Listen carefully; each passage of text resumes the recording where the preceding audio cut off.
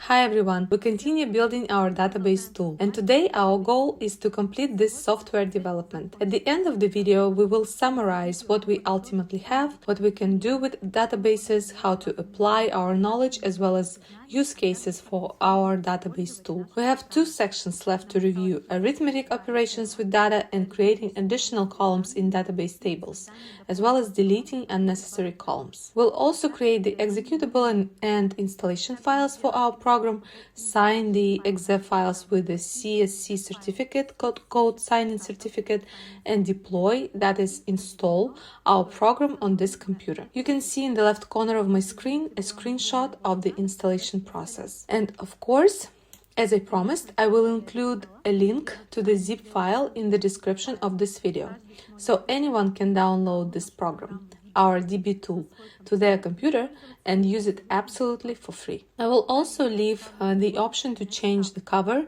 meaning you can replace your own logo instead of the image you see on the program's front panel. How to do that, how to replace and add your own logo, we covered in one of the previous episodes. Download the dbtool zip file, install it on your computer, and use it when working with any MS Access database. Of course, MS Office must be installed on your computer since it includes all the MS Access tools. So, let's see what we still have left to review. Let's run our program. I will log in as an admin, open the inventory table, and start working with it. Suppose I want to change the price and apply a discount to a specific item. I select the required column in the DB table columns window. The price is located in the price USD column. Also note that we have a radio button here, a selector, column or cell. Right now it is set to cell, and I select the specific cell where I want to make the change. And suppose I want to discount the item by 10%. To do this, in the field multiply by, I enter 0.9 and click the multiply button. Check cell, correct. I confirmed it and the change was applied to this cell. The operation was completed successfully. Next, let's apply a markup, for example, to all my items 20%. For this, I select the radio button column, the entire column, and the 20% markup means 1.2. I click the multiply button, I confirm, and check columns correct. Now all my prices have been updated with a 20% markup. Now let's see how our multiply function works at the programming level. I press power off and I go to the event case that is controlled by this button. And as usual, we already know that the programming flow in LabVIEW goes from left to right. And here I have placed 3 checks. First, there must be no empty selection in DB tables. A table must be selected. If it is empty, the first case will trigger and we exit program execution to the event case, timeout. A pop-up message will also appear, select table. If this condition is met and the table is selected, there will be a confirmation dialog where the operator is asked to confirm the request. I also added a selector, the select function, which specifies whether the operation will be applied to all numbers in the column, multiply all numbers in the column, or to a single cell, multiply number in cell in the column.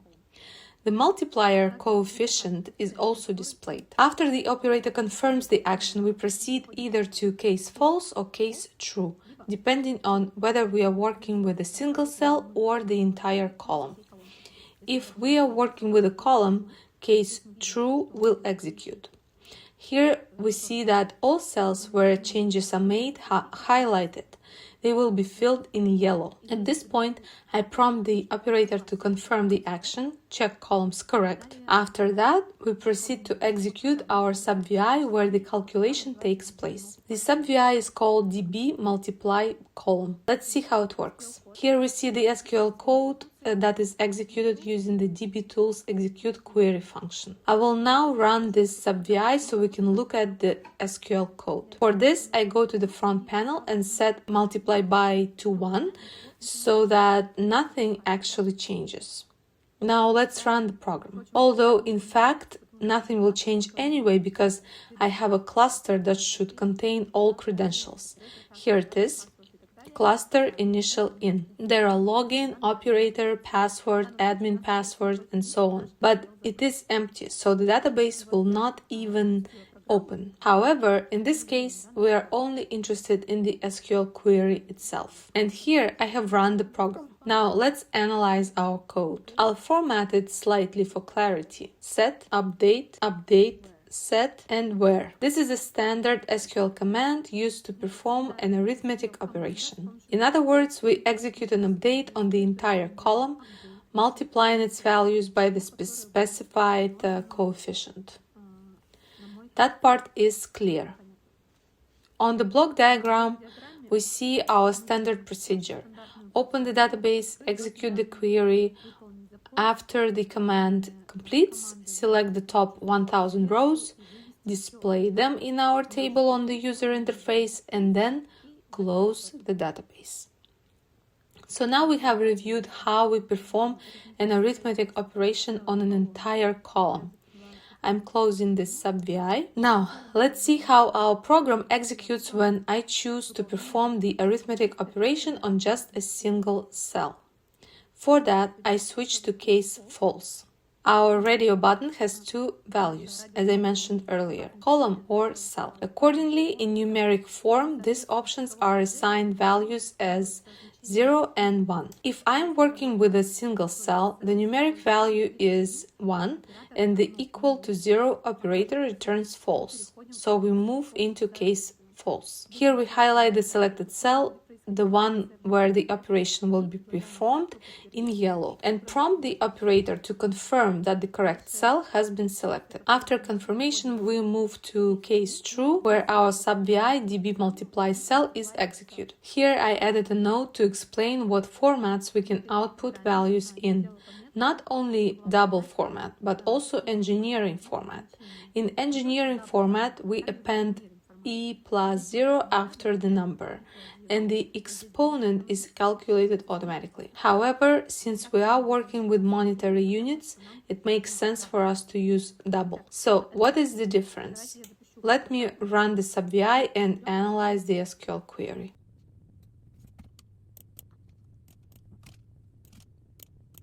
I also formatted it slightly to make it clearer. Here we can see that when the command executes, two additional conditions are added. After AND, there should be the column name. It is currently missing, and the value in the cell. The second AND works the same way. In this way, we confirm the row using two criteria. That is the key difference between the SQL query for the entire column and the query for just a single cell. Of course, we also added a for loop. Here on the block diagram, you can see the for loop, and inside it, we retrieve the cell values for the selected row. I'm closing this sub-VI.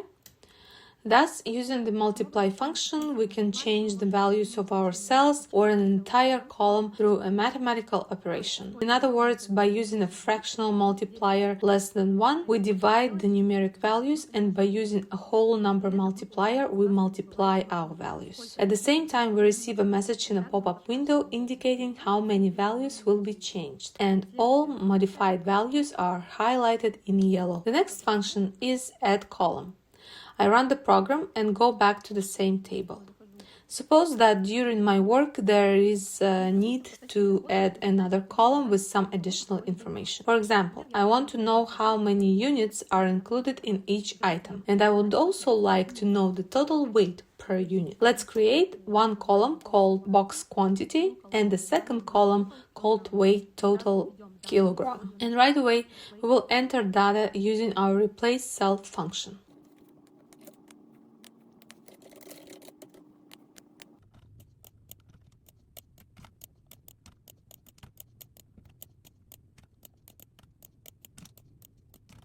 We can see that our table has been expanded with two additional columns and their values, and each newly entered value is highlighted in green. Very convenient. In other words, the operation is performed in the background. While working with the table on the user interface, we are simultaneously making changes in our database. Now, let's see how the delete column function works. Suppose we decide that the column weight total kilogram is no longer needed. To do this, I select the column name in DB table columns and click delete column. a confirmation window appears. I confirm the action. The column, along with all its contents, is removed from the table and from the database, and at the same time, my table on the user interface is updated. In other words, during execution of the command, we request the updated state of the database table and display it on the screen. Now, let's see how our add column and delete column functions work at the programming level. Let's power off the program again and go first to, let's recall how the replace cell command works. We use it when filling our new columns. Let's start with it. I go to the event case controlled by the replace cell button. We already reviewed this function in previous episodes. I just want to quickly remind you of the algorithm. I open the DB replace cell sub-VI, and here we see 4 case structures for each possible option in our pop-up window. For the left button, the value is replaced in one cell. For the middle center button, the value is replaced in all cells. For the right button, the value is cancel. And the fourth case is window close, when the window is closed. So let's start with the left button. Everything here is clear. We execute the standard SQL query. For the center button, it's a bit more complex. Here we need to find all identical values located in the column we are working with. To do this, we use the search array function, which finds the indices of all cells that contain the same values.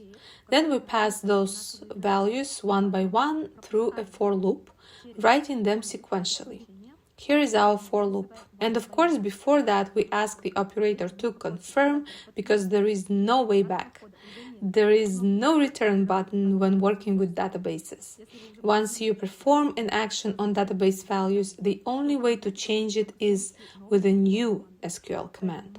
So we take the extra step and ask the operator to confirm again. Replace all, and here we show how many cells will be affected. We get this number using the array size function. The right button and the window close button skip executing any operations. We simply output the top 1000 rows from the table we are working with in the database and display them in our table on the user interface. We missed one important value. When this subprogram runs, we also output one value that we called index match array right here. And why do we need it? Now, I'll close the subprogram and find this terminal on our button. And here it is, index match array. And we see that this terminal performs an important function. This is where we get the green highlighting of our cells from. That's it. We are done with database replace cell. Let's return to our add column function. We go to the event case, add column. And what do we see here? As usual, we ask the operator to confirm the request. We display a pop-up message add column with the column name that the operator is creating. DB table column to create. And after confirmation, we move to case true. In this case, the sub-VI DB table add column is executed. Let's open the sub-VI. And what do we see here? We see the standard procedure. We open the database, execute the query, output the updated table state, and close the database. In this case, we use our favorite function concatenate strings. For those who don't know it yet, here it is. And we build our SQL command. Let me place a probe and see how it looks, and I'll run the program. And yes, one thing to note. Since we don't have a while loop, this sub-VI runs only once. I place a probe on the concatenate strings output and run the program. Here the program shows an error. That's expected, since we didn't enter any data. But nevertheless, we can see the basic SQL commands here in the probe display, and the commands are as follows. Alter table to modify the table with the name selected in the DB table window. Next, add to add a new column to the table with the name specified in DB table column to create. Next, text, the string data type and the cell size limit. Here the numeric value, size, is set using the number to decimal string function. This defines the maximum number of characters in the cells depending on what we specified when creating the table. So, we have reviewed adding, creating a column. Now let's look at how our programmed function delete column works. We go into this case delete column. As usual, the program executes from left to right, and here I added a required condition, which makes sense. The DB table columns window must not be empty. If the condition is satisfied, we prompt the operator with a pop-up to confirm, delete column, and show the column name. If confirmed, we move to case true and execute our sub-vi db delete column. Inside the sub-vi, we have the standard functions we typically use, and we also use the concatenate strings function here. Let's place a probe and see what SQL command we get. Probe, and I run the program. And we see alter table drop column. So this command consists of the following. Modify the table name comes from db table, drop column, delete which column, db table column. After that, the same standard procedure runs. We output the updated table state to the screen. So we finished reviewing our db tool program. Now we move on to preparing the build settings for compiling our program. Oh, by the way, I almost forgot. I need to set true on this quit LabVIEW function. Right here, I need to change it to true. Why do we use this function? When we are in development, we keep this function disabled and don't use it, because with the true state, when the power off button is pressed, we fully exit the program and close it. That is exactly what I need for the behavior of my executable program. And here I should mention the general process of preparing our program for distribution. I close this and save. So, save. And now I open the project. First, we need to create the executable file along with all the required configuration files. Here they are, build specifications. We also need to create an icon that will appear on the desktop to launch the program. Here it is, dbtool icon. Then we sign this executable file with a CSC certificate dbtool. After that, we create the installation file dbtool installer, which will include the executable package as well as additional libraries, extra installers, or utilities. For example, I added this utility, add take ownership to context menu, into the installation package. If you install this program on your computer and place it on the C drive, as specified in the default directory, you will need to take ownership of the folder where the program and all files will be installed. Why is this needed? The thing is, by default, everything on the C drive has read-only permissions, read writes. But since you will not only read databases, but also write to them, you will need write privileges. Of course, you can do this in different ways, but I included this utility for your convenience. With it, an additional option is added to your context menu pop-up. You can see it here. I have take ownership, and make sure to take ownership of the entire dbtool program folder, the whole dbtool folder, using take ownership for this dbtool application. Next, we also include the licenses, Laplanda policy, and we will also sign the generated setup.exe with our CSC certificate, code signings. To begin, let's check whether everything required for this work is present in our project. We click on the dbtool project and select find missing items from the menu. No items were found. This is very good. We also run mass compile. Why do we do this? If any sub-vi fails to compile during the build process, we will see exactly which one and we will be able to fix it. In this case, everything is fine. If I want to further perfect this program, I need to identify the VIs in the project that are not being used. This command is called find items with no colors. Here I have 59 items. Next, I will check whether there are any files in my project that are incorrectly configured or conflicting. To do this, we select Find Items Incorrectly Claimed by a Library. No items were found. In my case, everything looks good. I will also review the hierarchy of my files. If we switch the tab in the project, we can see the full file hierarchy. It is important to make sure there are no files being loaded from external folders that are unrelated to my project or its libraries. I may also want to inspect the hierarchy of my program itself. For this, on the toolbar, I go to View, VI Hierarchy and select DB Tool, Show VI Hierarchy. This opens the full hierarchy of the program. You can scroll through it like this, or choose Fit to Window to see all files at once. Then switch back to actual size if needed. You can enable highlight connections and show all sub-VIs. You can also change the layout to vertical for convenience. Here are all the files, all sub-VIs. You can also include global variables. In short, this view shows the complete hierarchy of our program. Next, let's proceed to compile our program. It looks like we are ready. At least there are no signs that anything should prevent us from building it. We will also sign our program with a code signing certificate. I will be signing it with a certificate issued by Sectigo. Here I have my dongle key, and if you are interested in the signing procedure or how to obtain the certificate, write in the comments.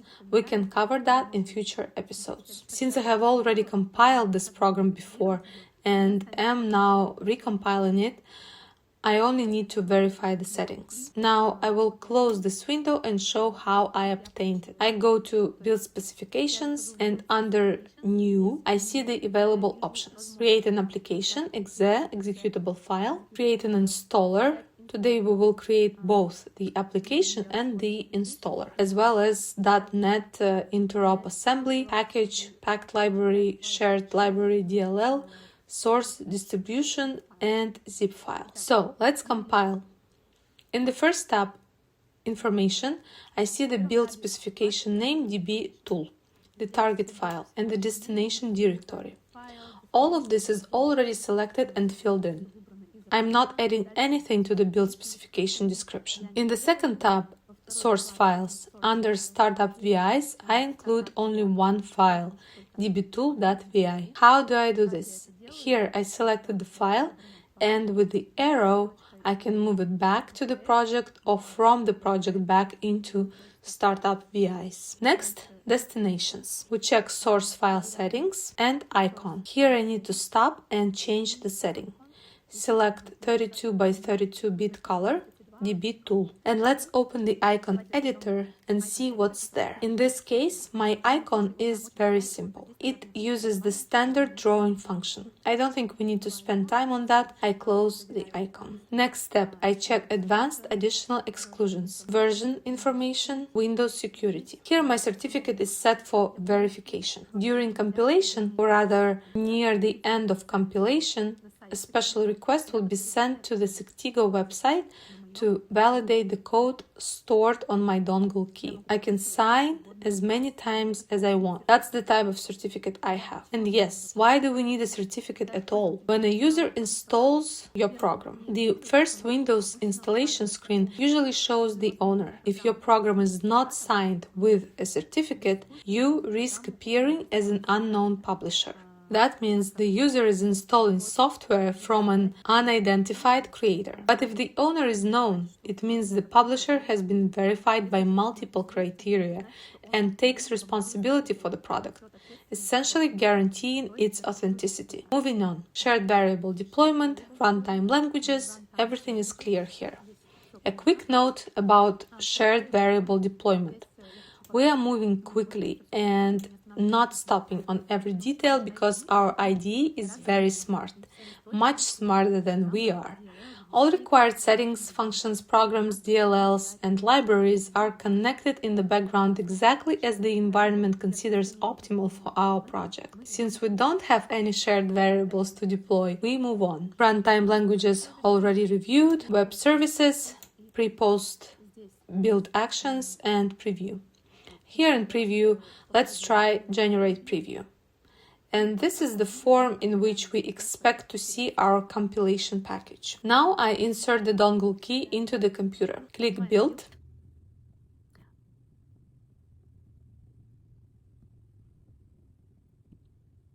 Enter the password.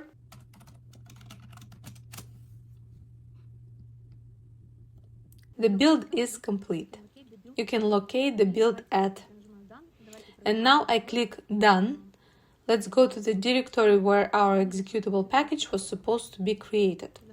We go into Builds, DB tool, and here we can see that our executable package is ready. It was created just a minute ago.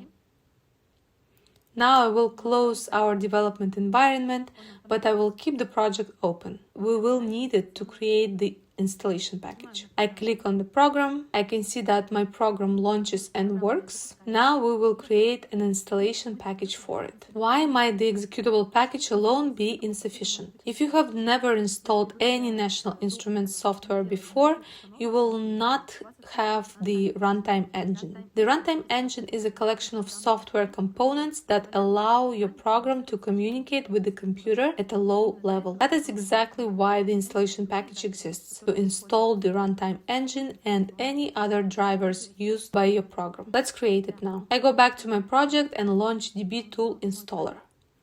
Here we have the standard set of settings and configurations. Let's go through them quickly. Product information, destinations. We choose to install our program into program files. Next is source files. Here we see all source files, the executable package, sample databases, and so on. Then comes configuration, config file, logo, our utility add take ownership to context menu, and our Laplanda policy. I could include many more components here, but for now, this is sufficient for the program to run. Next is source file settings. Then shortcuts. Here it is important to know that I want the icon to be installed on all desktops. I selected all users desktop and the shortcut name will be DB tool. Next is additional installers. Here we choose which additional drivers to install with our program. Typically, automatic select is used. Next is dialog information. Here we enter the welcome title and welcome message, and we can include various graphics or information in the installer. In our case, we include only our license. Next is registry. This requires special knowledge, so if you are unsure, it is best not to change anything. The program will handle it. Then hardware configuration, followed by version information, web services, Windows security, and advanced. Now we start the build. Done. My installer is ready. I click Done, but before running the installer, I will sign the installation file with the CSC certificate. Here's how I do it. I open PowerShell as administrator and enter the certificate signing command. Here I need to enter my password again. And now it says successfully signed. My program is signed. We will verify this in a moment. For now, I close PowerShell. I no longer need it. I also save and close my project. Let's go to the folder where my installer is saved. It will be here. And now we check properties, digital signatures. We can see and confirm that the file is signed. Now we launch the installation of our database tool program. You see it says verified publisher. Here we are offered to change the directory, but I will use the default one that I set when creating the installer. Next, here's my license. Of course, I accept it. And look, the DB tool icon has appeared on the desktop. My installation completed successfully. But as I mentioned earlier, we still need to perform one very important step. We must enable write privileges for our dbtool folder located on the C drive. For this, I go to the C drive and open program files, and we can see that the program has just been installed here, the dbtool folder. Inside, I also see my utility add take ownership to context menu. Using this utility, when I run it, it installs an additional function, the take ownership option. I launch the utility. Yes. Yes. Okay. Now I exit this folder and take the entire dbtool folder under possession. I choose take ownership from the menu. Yes, and that's it. Now I close the folder and launch my program dbtool. I log in as administrator, and now, for example, I try to replace something in any cell. Done. The replacement worked. Well, our program is working. We have prepared the installation package for distribution. This program can be installed on any Windows computer. Right now, I will create the file, and you will find the link to the program in the description under this video. Install it, use it, and leave your comments. Those who have been with us all this time now have excellent experience and knowledge in their portfolio. If you followed carefully and were able to absorb this material, there are now no barriers or difficulties for you when working with databases, peripheral devices, and their real-time integration with databases. In the next episode, we are moving to a new level. We will see how we can scale our knowledge and apply it in practice to create manufacturing execution software. And that's all I've got for today. Thank you for joining Laplanda Tech. If you have any questions, please leave them in the comments. If you learned something new today, give this video a like and subscribe to learn more from upcoming episodes.